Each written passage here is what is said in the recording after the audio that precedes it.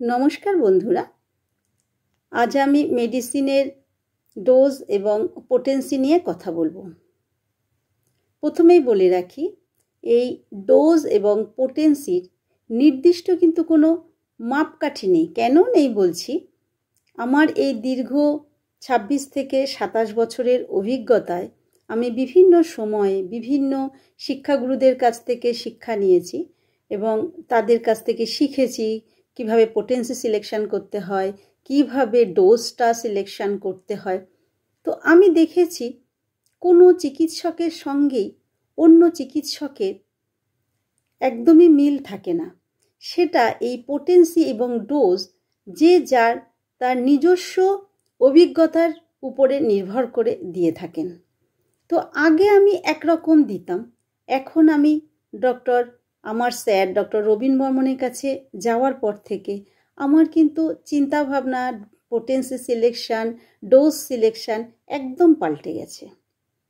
আগে আমি বেশি সেন্টিসিমেল ব্যবহার করতাম, কিন্তু এখন আমি খুব চেষ্টা করি সবসময় 50 মিলিসিমেল ব্যবহার করার। কি করি, ক্রনিক কেসের ক্ষেত্রে 50 মিলিসিমেলই ইউজ করি, কিন্তু কিছু মেডিসিন আছে যেমন মেডোরিনাম হ্যাপকো তৈরি করে না, সেক্ষেত্রে সেন্টিসিমেল ব্যবহার করি। টিউবারকুলিনাম 50 মিলিসিমেলে হ্যাপকোর পাওয়া যায় না, সেক্ষেত্রে সেন্টিসিমেল ব্যবহার করি ক্রনিক কেসের ক্ষেত্রে। অ্যাকিউট কেসের ক্ষেত্রেও 50 মিলিসিমেল ব্যবহার করি, কিন্তু সেন্টিসিমেলও ব্যবহার করি। অ্যাকিউট কেসের ক্ষেত্রে প্রথমে আসি। অ্যাকিউট কেসের ক্ষেত্রে আমি সেন্টিসিমেল যখন ব্যবহার করি, 10 নম্বর গ্লোবিউলস 5 ml শিশিতে ভরে তার মধ্যে 6 থেকে 7 ফোঁটা ওষুধ দিয়ে ওর মেডিসিন গ্লোবিউলসগুলোকে আমি মেডিকেটেড করে নিই। ওষুধ দেই কিভাবে, 100 ml শিশিতে সেই 3 থেকে 4টি মেডিকেটেড 10 নম্বর গ্লোবিউলস দিয়ে যখন খায়, জাস্ট একটু নাড়িয়ে 1 ঢাকনা করে ওষুধ আমি খেতে বলি।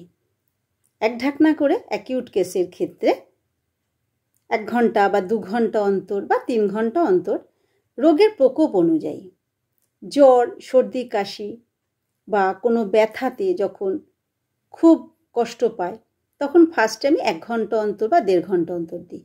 যখন একটু কমে আসে তখন সেটাকে আমি 2 ঘন্টা অন্তর বা 3 ঘন্টা অন্তর দিই। যখন আরও কমে আসে তখন আমি দিনে 2 বার বা 3 বার দিই।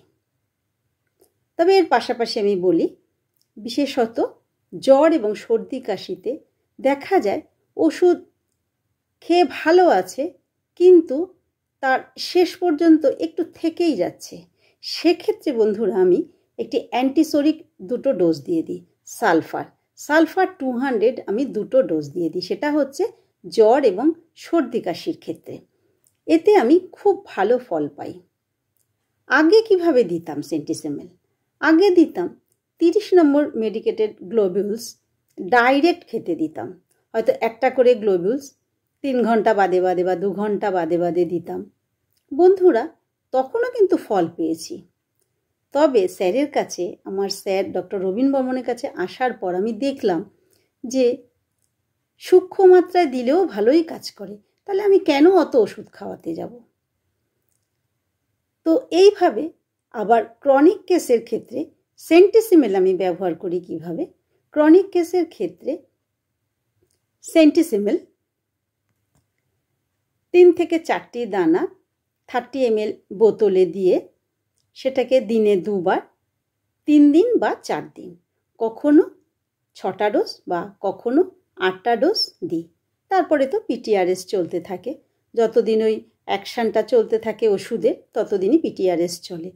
যখন দেখা যায় যে একটা জায়গায় গিয়ে ওষুধটা থেমে গেছে, ওষুধের কাজটা থেমে গেছে, তখন আমি নেক্সট পাওয়ারে যাই, নইলে আমি কিন্তু পিটিআরএসই চালাতে থাকি।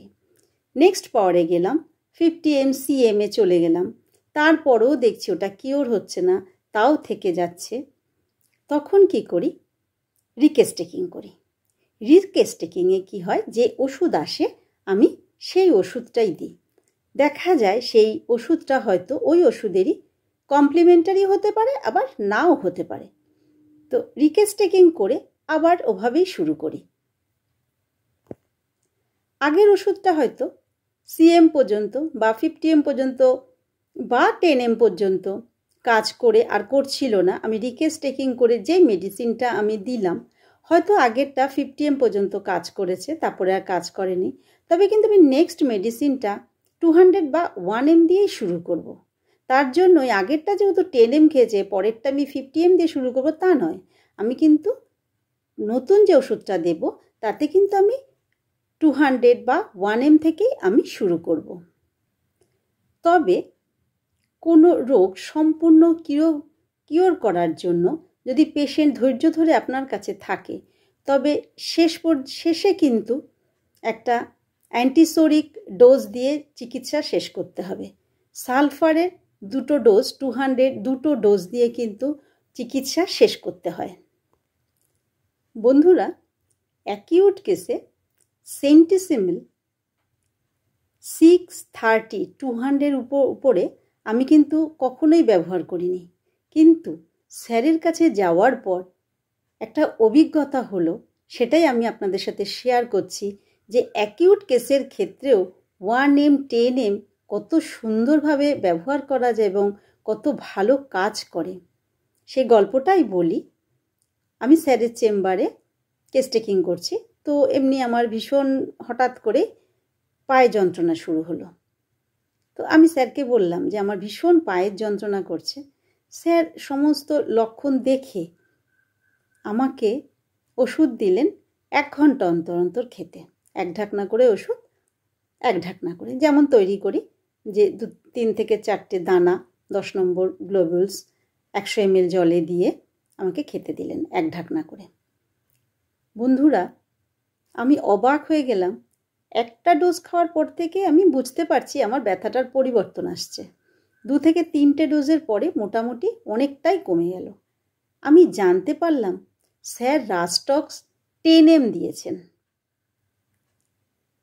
আমি অবাক হয়ে গেলাম যে সেন্টিসিমিল অ্যাকিউট কেসে 10M 1M দেওয়া যায়। সেই থেকে বন্ধুরা আমারও মনে সাহস এসে গেল, অ্যাকিউট কেসের প্রকোপ অনুযায়ী কিন্তু 1M 10M দেওয়া যায়।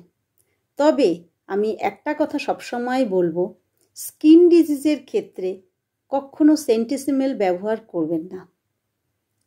আমি আমার অভিজ্ঞতা থেকে বলছি, স্কিন ডিজিজে সেন্টিসিমিল ব্যবহার করলে তার ভীষণ একটা বেড়ে যাওয়ার রিস্ক থাকে। স্কিন ডিজিজ বেড়ে যাওয়ার রিস্ক থাকে।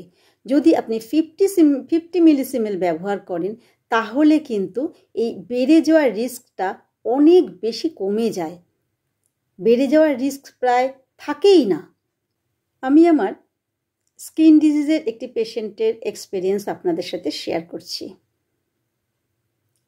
ভদ্রমহিলা সারা শরীরে রিংওয়ার্মে ভর্তি ছিল। তো আমি কেস টেকিং করে সালফার 6 2 ডোজ দিয়েছিলাম, সঙ্গে পিটিআরএস। উনি মাসখানেক বাদে এসে বলছেন ওনার ইচিং ভীষণ বেড়ে গেছে, কিন্তু পাশাপাশি অন্যান্য লক্ষণ, ওনার মিনস্ট্রুয়েশনের সমস্যা ছিল। তো মিনস্ট্রুয়েশনের যে ওষুধ খাওয়ার পর যে তার নেক্সট পিরিয়ড হয়েছে, তাতে কিন্তু সেই অনেক যে সমস্যাগুলো ছিল, ইরেগুলার ছিল, সেটা কিন্তু ডেটে চলে এসেছিল। তার মিনস্ট্রুয়েশনের অনেক চেঞ্জ এসেছিল। কিন্তু দুর্ভাগ্যবশত তার ইচিং এত বেড়ে গেল, আমি কিন্তু সেই ওষুধ, আমি যতই নাকি পিটিআরএস দিলাম, বললাম যে নারকেল তেল লাগিয়ে রাখুন, কিন্তু তার ইচিংটা এত বেড়ে গেল, সে কিন্তু আমার কাছে আর থাকলো না। তো বন্ধুরা, আমি এখন সবসময় স্কিন ডিজিজের ক্ষেত্রে 50 মিলিসিমেল ব্যবহার করি, যার ফলে এখন আর আমি ওই ধরনের সমস্যার সম্মুখীন হই না। তবে বন্ধুরা, আমার অভিজ্ঞতা থেকে আমি এটা দেখেছি, ওষুধ সিলেকশন ঠিক হচ্ছে। যদি পোটেন্সি এবং ডোজ সিলেকশন ঠিকঠাক না হয়, তাহলে কিন্তু রোগ সহজে সারবে না।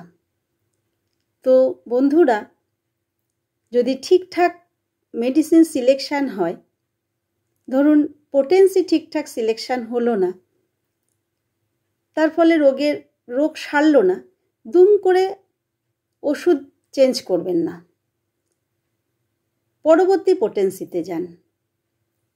পরবর্তী পোটেন্সিতে দেখা যায় ভালো কাজ করলো, তাহলেই ধরুন 200 দিলেন, কাজ করলো না, কিন্তু আপনি স্যাটিসফাইড যে এই মেডিসিনটাই হবে, তখন আমার ক্ষেত্রে আমি কি করি, আমি 1 mg চলে যাই। 1 mg 2 বা 4 রোজ দিয়ে দিই। তো এক্ষেত্রে দেখেছি যে শুধু মেডিসিন সিলেকশন নয়, সঙ্গে পোটেন্সি এবং ডোজ সিলেকশন করাটা একটা ভীষণ জরুরি ব্যাপার চিকিৎসার ক্ষেত্রে। পোটেন্সি এবং ডোজ সিলেকশন করাটা হোমিওপ্যাথি চিকিৎসার একটি ভীষণ প্রয়োজনীয় ব্যাপার। এটা যদি ঠিকঠাক হয়ে যায় তাহলে কিন্তু সাফল্য খুব সহজেই চলে আসে। তো বন্ধুরা, আমি আমার অভিজ্ঞতা আপনাদের সাথে শেয়ার করলাম। যদি আরও কিছু জানতে চান তাহলে কমেন্ট সেকশানে জানাবেন, আমি যতটা পারি উত্তর দেব। ধন্যবাদ।